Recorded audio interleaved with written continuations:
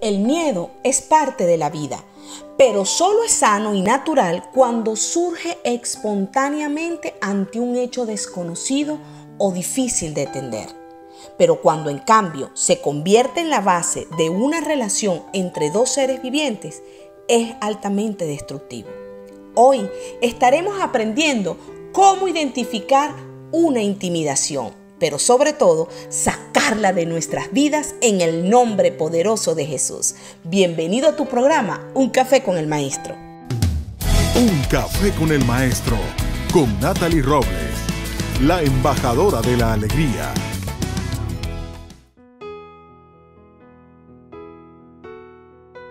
¿Será que el Maestro Jesús, al igual que nosotros, experimentó la intimidación?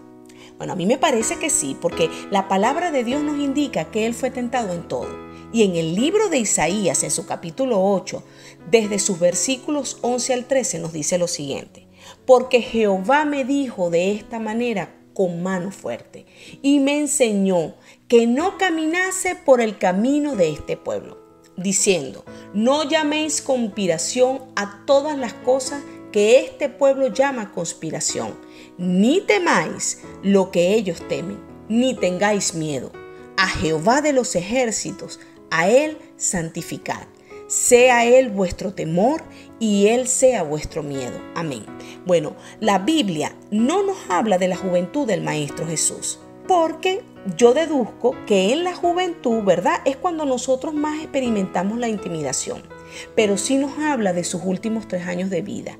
Y encuentro que hubo ocasiones que el maestro se sintió intimidado. Y una de ellas fue cuando él regresó a su pueblo Nazaret.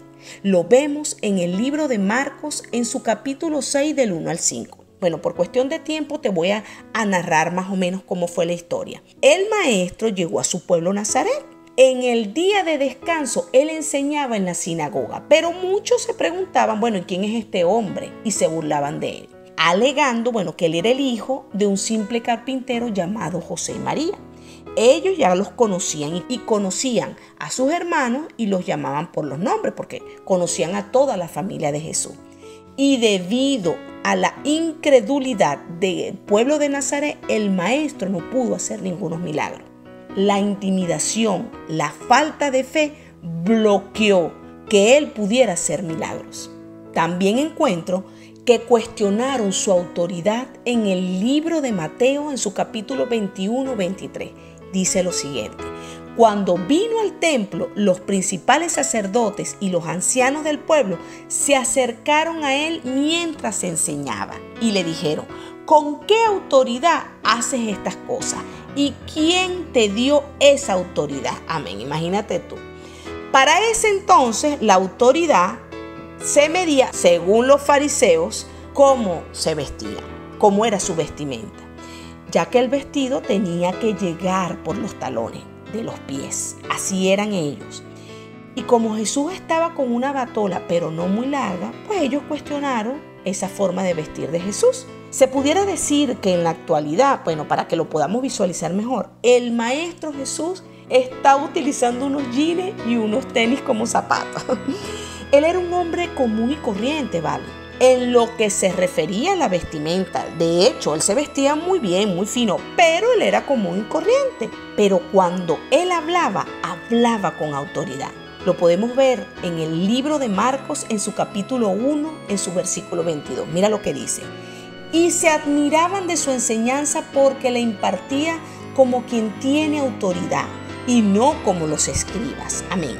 Es por esto por lo que los fariseos religiosos quisieron intimidar a Jesús, porque la verdad era que ellos eran los que se sentían intimidados ante él, ¿vale? Entonces, veamos cómo podemos definir y encontrar en el diccionario la palabra intimidación. ¿Qué es lo que significa? Bueno, es lo que podemos sentir cuando tenemos que cumplir una responsabilidad ante alguien que la consideramos más que nosotros. Por ejemplo, yo me podría sentir intimidada frente a la evangelista Joyce Meyer, el profeta T.B. Joshua o el pastor Dante Gebel. Claro, estos son unas celebridades, pues, porque ellos son unos grandes predicadores Y en el pasado les confieso que esta situación a mí me intimidaba muchísimo. No, bueno, por ellos, ¿no? Pero también por otros que no son así tan célebres. No me sentía capaz y me la pasaba ensayando frente a un espejo, imitando a todo el mundo, sobre todo a estas personas. Y le decía a Dios: Señor, pero no me vas a poder usar porque yo no califico como tus siervos, como estos tus siervos. Porque yo, cada vez que me invitaban a predicar, yo me ponía frente al espejo a practicar y pensaba que tenía que hacerlo de una manera u otra. Y un día el Señor me confrontó y por medio de la oración y sobre todo mi esposo, que me ayudó muchísimo, ellos me enseñaron a tener principalmente identidad en Cristo Jesús. Y segundo, a vencer estos miedos, estas intimidaciones. Pues la intimidación es un sentimiento de no ser capaces de hacer algo ante alguien superior, estatus, educación, dinero o aún habilidades. La intimidación también es algo que sentimos cuando alguien va a evaluarnos o quizás cuando hay alguien que nos va a juzgar o a criticar. Es posible que nos sintamos intimidados. Pero hay veces, mis amados, que la intimidación es el resultado de las luchas mentales, que muchos tenemos: pensamientos negativos, nerviosismo, reprocharnos por algo, compararnos con otros o tener dificultad para concentrarnos. Yo pude estudiar que los terapistas de conducta, en conjunto con los psicólogos, han estudiado que la mejor forma de vencer la intimidación es haciendo deporte o jugar juegos de aprendizaje mental. Por ejemplo, el ajedrez, el sudoku, el monopolio, ya que estos te ayudan a agilizar el cerebro, pero sobre todo a enfocarte y disciplinarte. Porque no se trata solo de lograr la victoria sobre la intimidación, sino que puedas intimidar al adversario. Esto es lo que más me gusta. Hay quienes son más vulnerables a la intimidación. Bueno, en primer lugar vamos a ver a los tímidos, ya que el tímido tiene miedo de decir o hacer cualquier cosa por temor a las reacciones negativas y rechazo de la gente. Por esto, él prefiere, el tímido, evitar toda situación de interacción social. El tímido se siente poca cosa.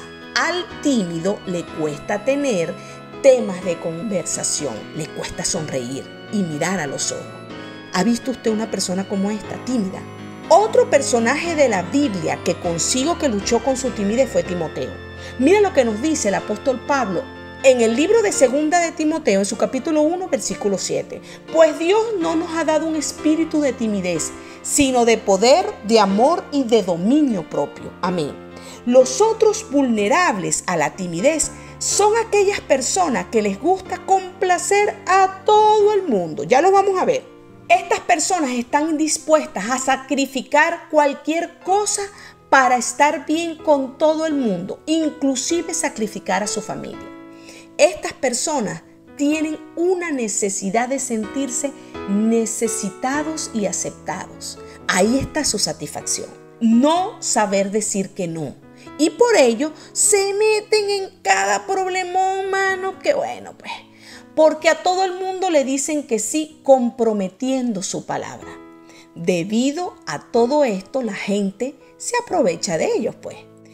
Pues un versículo que a mí me sirvió para trabajar con esta mala costumbre, porque es una mala costumbre y yo reconozco que la tenía, fue cuando Pablo dice en el libro de Gálatas, en su capítulo 1, versículo 10, lo siguiente: ¿qué busco con esto? ¿Ganarme la aprobación humana o la de Dios? ¿Piensan que procuro agradar a los demás? Si yo buscara agradar a otros, no sería siervo de Cristo. Amén. Esto está tremendo. Los otros vulnerables a la intimidación son los inseguros, o sea, los que no tienen confianza en ellos mismos. Por eso es de suma importancia, mis amados, que construyamos en nosotros mismos esa confianza y no tener que depender de las alabanzas de otros. que gastemos tiempo en conocernos y aceptarnos, en amarnos. Otros vulnerables son los jóvenes. Ellos se pueden sentir intimidados ante las personas mayores. Por eso Pablo le dice a Timoteo en el libro de Primera de Timoteo, en su capítulo 4, versículo 12, que nadie te menosprecie por ser joven. Al contrario, que los creyentes vean en ti un ejemplo a seguir en la manera de hablar, en la conducta y en el amor, fe y pureza. Amén. Timoteo, siendo muy jovencito, estaba pastoreando una de las iglesias más importantes de ese entonces, que era la iglesia de Éfeso. Los otros vulnerables a la intimidación son los que no están capacitados. Estas son las personas que no practican sus tareas para la cual fueron encomendadas. Bueno, aquí todas las personas califican que tienen una profesión o un oficio, por ejemplo, los músicos, los deportistas, los comunicadores, en fin. También están los talentosos, los habilidosos, porque no utilizan sus talentos. También están los que están en el lugar equivocado, es decir, los que están tratando de hacer una tarea o algo para lo cual no fueron diseñados. Pero, ¿qué produce en nosotros la intimidación, Natalie? ¿Cuál es el efecto en nosotros? Uno es la torpeza. Nos volvemos torpes. Entramos a un lugar y golpeamos todo. Cuando nos toca hablar, no hay sentido en lo que decimos. No hay lógica en nuestros pensamientos. Yo aprendí que la intimidación produce desaliento, cansancio, pérdida de ganas, desfallecimiento, incapacidad de hacer algo. A lo mejor pudiera ser que estés atravesando por alguno de estos casos. Puede ser que no te hayas dado cuenta de que no estés enfrentando la verdadera causa, que es la intimidación. Cuando nos sentimos intimidados, somos tentados a entregar el control en donde debemos ejercer autoridad. Esto suele pasar en el hogar. Por ejemplo, cuando un esposo se siente intimidado por su esposa porque, la mujer gana más que él, porque ella habla más fuerte o por cualquier razón, se siente intimidado y le entrega el control. Y esto no es el plan de Dios. Esto también suele suceder en las empresas, en las iglesias, en fin. Ahora, todos de alguna manera hemos sido intimidados. Claro que sí. Eso es lo primero que nosotros tenemos que reconocer. Yo siempre comparto con todos que mi mayor miedo, o en este caso intimidación, era mi temperamento, mi carácter. Así es, desde niña, se recuerda que se los comenté en un post, me daban duro porque yo era espontánea, porque yo era alegre, porque yo era transparente, porque me reía hasta que se me vieran las amígdalas. Y si es verdad, yo tenía muchos amigos, pero la gente me criticaba y juzgaba y me hacía unos enemigos de a gratis. Me daban hasta en mi partida de nacimiento. Pues. Claro, ya adulta, después de tantas cicatrices y tomando mi posición como hija del Rey de Reyes, es que yo me vengo a dar cuenta que esta situación, o si se puede decir talento, siempre lo quiso utilizar el Satanás para descalificarme y sacarme de mi llamado que Dios tiene asignado para mí. Entonces, ¿qué te está intimidando a ti? El apóstol Pedro se sintió intimidado cuando la gente empezó a decirle: este es también de los seguidores de Jesús. Su temor a la muerte lo llevó a negar al Maestro Jesús. Goliat también trató de intimidar a David. ¿Cómo lo hizo? Con Saúl, que en ese momento era el rey de Israel, y con el ejército. Pero con David no pudo, no señor, ya que David estaba convencido a quién él le servía, quién estaba con él. El otro caso fue el sacerdote Elí. Fue intimidado por sus hijos y por eso lo dejó seguir ministrando en el templo, aunque estaban en pecado y se acostaban con todas las mujeres. Hasta que Dios no aguantó más esta sinvergüenzura y quitó su presencia de Israel, pues. ¿Qué podemos hacer, Natalie, ante la intimidación? Esa es la gran pregunta. Lo que debemos hacer, mis amados, te sugiero, es seguir el ejemplo de Jesús, el Maestro. Ya aprendimos desde el principio de este devocional que cuando cuestionaron su autoridad, él simplemente los ignoró. Siempre ignoraba a las personas que trataban de intimidarlo. Ignore, sea cual fuera su jerarquía, porque él sabía que su Padre, que es nuestro Padre también, es el quien tiene el control de todo, de su vida y de nuestras vidas. ¿Qué es lo primero que debemos hacer nosotros, mis amados, ante la intimidación? Lo primero que te recomiendo que debemos hacer es entregarle al Maestro Jesús el control de cualquier situación de nuestras vidas.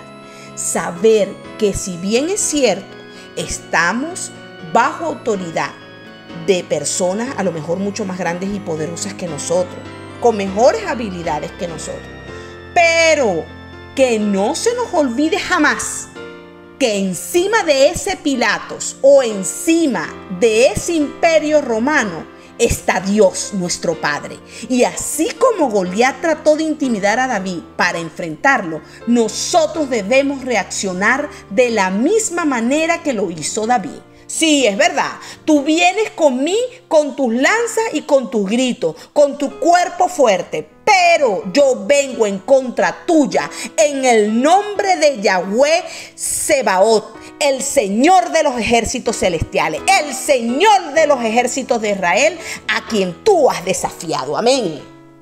Lo otro que debemos hacer es romper el poder de la intimidación, porque el apóstol Pablo nos muestra en 2 de Timoteo 1:7 que Dios no nos ha dado espíritu de timidez. Entonces un espíritu, y por encima de este espíritu yo quiero que tú sepas y abras bien esos oídos, hay un principado que es el de Jezabel. Este hay que atarlo y destruirlo de nuestras vidas en el nombre poderoso de Cristo Jesús. Por eso es, mis amados, que les enseñé sobre este espíritu y les dije que era terrible, sobre este principado, y les dije que era terrible. Ahí donde estás, yo te invito a que cierres tus ojos, por favor, que eleves tus manos y que mires y visualices qué es lo que te está intimidando. Así como David miró a los ojos a Goliat, le vas a decir, ahí donde estás, es posible que tú vengas a quitarme lo que Dios me ha dado. Tú vienes a hacerme sentir poca cosa. Tú vienes a humillarme delante de la gente.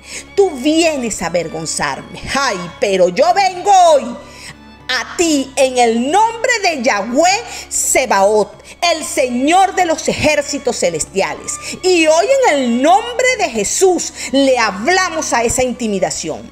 Le declaramos que hay uno que está por encima de ti, que nuestra confianza está en el nombre que es sobre todo nombre. Por eso en el nombre de Jesús rompemos, atamos, destruimos el poder de la intimidación sobre nuestras vidas.